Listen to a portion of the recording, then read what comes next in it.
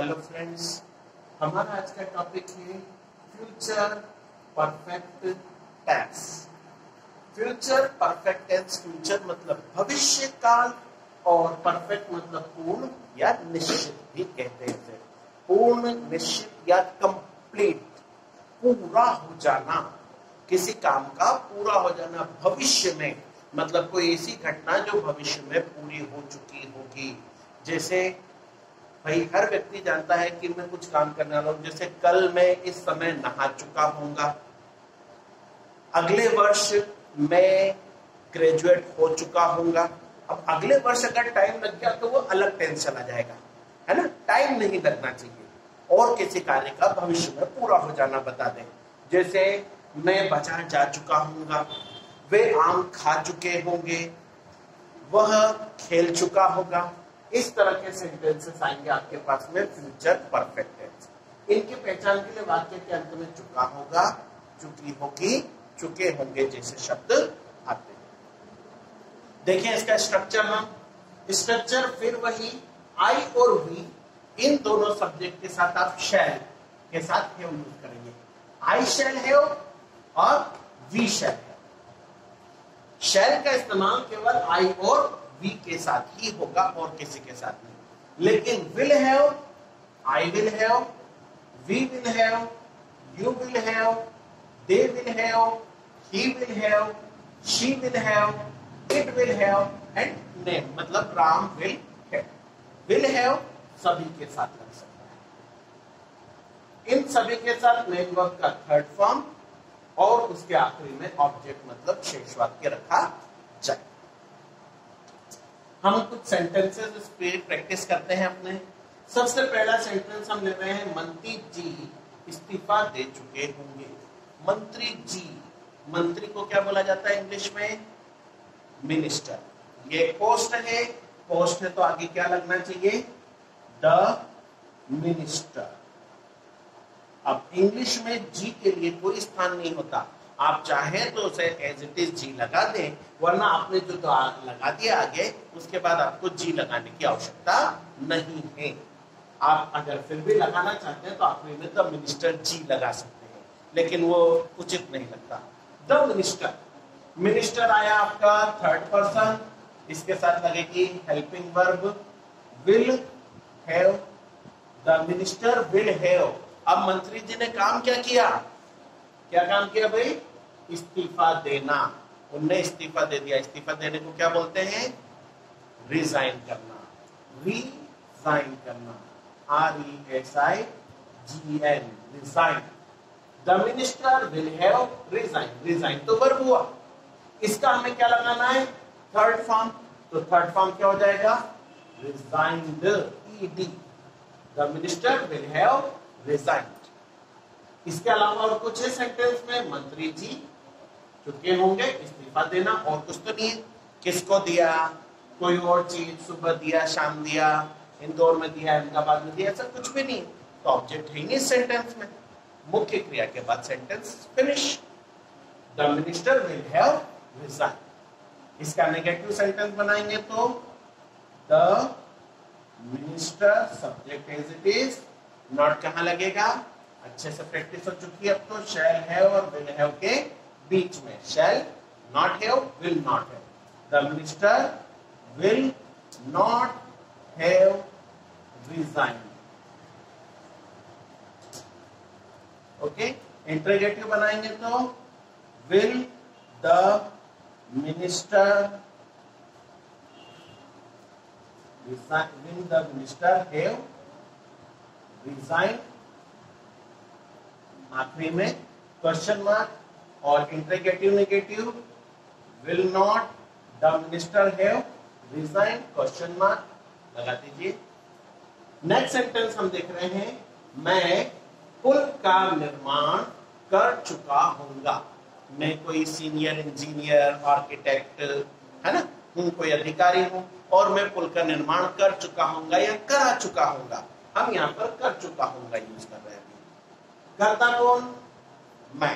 मैं के लिए आई के साथ में helping verb shall have, will have दोनों लग चुकी है। विल हैव तो हम कई बार लगा चुके हैं, आज हम शैल हैव को लगा देते हैं। दोनों में से कुछ भी लगाएं, आप विल हैव भी लगा देंगे तो कुछ गलत नहीं होगा। आई शैल हैव, मुख्य क्रिया क्या है?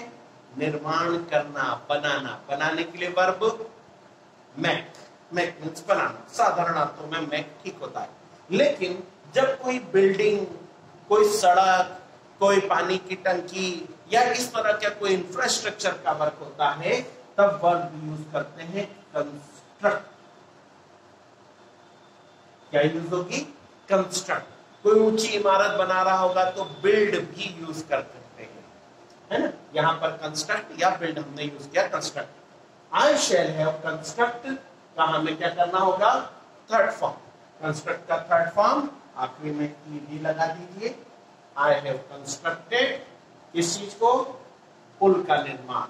I have constructed a bridge. I have constructed a bridge. Negative negative आप बना लेंगे।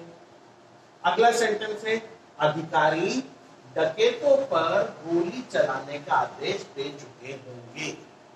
चलिए भाई, इस सेंटेंस में सबसे पहले तो हम सब्जेक्ट ढूंढेंगे। सब्जेक्ट कौन है इस सेंटेंस में? अधिकारी। अधिकारी मतलब द लगाएं, अधिकारी को आप जानते हैं, द ऑफिसर्स। अधिकारी, अब एक अधिकारी या अधिक है नहीं पता। द ऑफिसर, अगर एक है तो केवल ऑफिसर, लेकिन एक से अधिक है तो ऑफिसर्स, है ना। वैसे आदेश देने का काम एक साथ एक से अधिक अधिकारी नहीं करते, एक बार में एक ही अधिकारी करता है। इसलिए यहाँ पर क्या होना चाहिए? The officer. ऑफिसर्स नहीं होना चाहिए, लेकिन अधिक भी होते तो एस लग जाता उसमें। द ऑफिसर, ऑफिसर के साथ helping verb will have. The officer will have. और क्या काम किया ऑफिसर्स ने? उन्होंने आदेश दिया। The officer will have order. Order में लगा दिया हमने ED. The officer will have ordered. क्या आदेश दिया उन्होंने? The officer will have order. किस चीज का आदेश दिया? गोली चलाने का। गोली चलाने का, तो the officer will have order गोली चलाने के लिए तो टू फायर। जब एक सेंटेंस में एक से ज्यादा वर्ब आ गई और कंटिन्यू यूज होना पड़ रही है तो हम दूसरे वर्ब के आगे टू लगा देंगे। जब भी किसी वर्ब के पहले टू लगेगा, उसके बाद वर्ब सिर्फ और सिर्फ फर्स्ट फॉर्म में लगेगी, भले से सेंटेंस का टेंस का रूल कुछ भी हो। कोई आईएनजी नहीं, कोई थर्ड फॉर्म नहीं, कोई सेकंड फॉर्म नहीं। टू के बाद वर्ब का फर्स्ट और फर्स्ट फॉर्म ही यूज होगा। The officer will have ordered to fire. अब कहां पर और कुछ बचा क्या सेंटेंस में? डकैतों पर। अभी डकैतों पर के लिए कुछ नहीं हुआ। The officer will have ordered to fire on, पर के लिए ऑन, डकैत के लिए। अब डकैत के लिए हमारे पास में वर्ड होता है रॉबर, रॉबरी। रॉबर, रॉब मतलब डकैती, या आप इसको DACAIT डकैट्स ये लिख सकते हैं। टू रॉबर्स, डकैतों पर। डकैत एक से अधिक है, रॉबर्स या डकैट्स। ओके, नेक्स्ट सेंटेंस देखते हैं हम। रामांश अपनी शिक्षा पूर्ण कर चुका होगा। Subject is रामांश।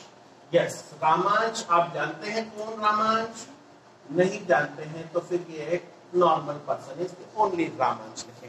मैं पर्सनली पहचानता हूं तो मैं उसके आगे द लगा सकता हूं। रामांश के साथ में हेल्पिंग वर्ब विल हैव आना चाहिए, शैल तो लग ही नहीं सकती यहाँ पर। रामांश विल हैव क्या किया इसने? शिक्षा पूरी करना, पूरा करना। पूरे करने के लिए वर्ब कंप्लीट या फिनिश।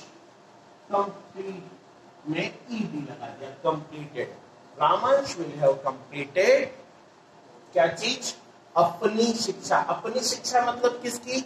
मेरी शिक्षा, आपकी शिक्षा, हमारी शिक्षा, या रामांश उसकी शिक्षा। रामांश उसकी शिक्षा। यहां अपनी शिक्षा हम बोल रहे हैं, बोलने के लिए अपनी शिक्षा। अपनी शिक्षा का अर्थ क्या हो रहा है? रामांश अपनी खुद की शिक्षा। Ramansh will have completed his, उसके लिए his education. Ramansh will have completed his education. Next sentence है हमारे पास, बीमा अभिकर्ता अपने ग्राहक को जीवन बीमा योजना समझा चुका होगा। बीमा अभिकर्ता अपने ग्राहक को जीवन बीमा योजना समझा चुका होगा। कर्ता कौन है इसमें?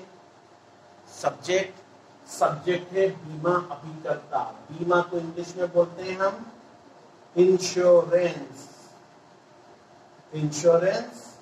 एजेंट, सब्जेक्ट हो गया।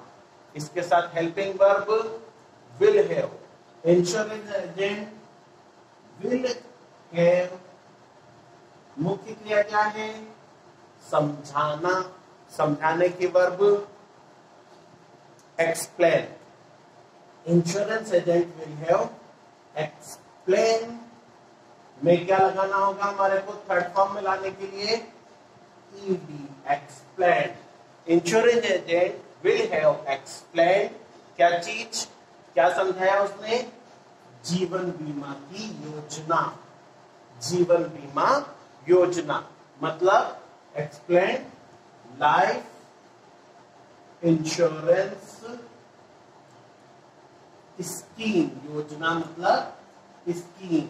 Insurance agent will have explain life insurance scheme. किसको समझाई? अपने ग्राहक को। अपने ग्राहक को के लिए टू, अपना ग्राहक फिर वही बात, मेरा ग्राहक, आपका ग्राहक, हमारा ग्राहक या उसका ग्राहक। मेरा ग्राहक होगा तो मैं लिखूंगा माय ग्राहक के लिए कस्टमर।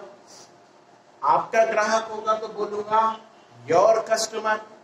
हमारा ग्राहक होगा तो बोलेंगे आवर कस्टमर। लेकिन यहां बीमा एजेंट आप या मेरे में से कोई नहीं है, तो थर्ड पर्सन है, तो उसके ग्राहक को, उसका ग्राहक मतलब to his customer, to his customer. Okay, insurance agent will have explained life insurance scheme to his customer. Now time for homework.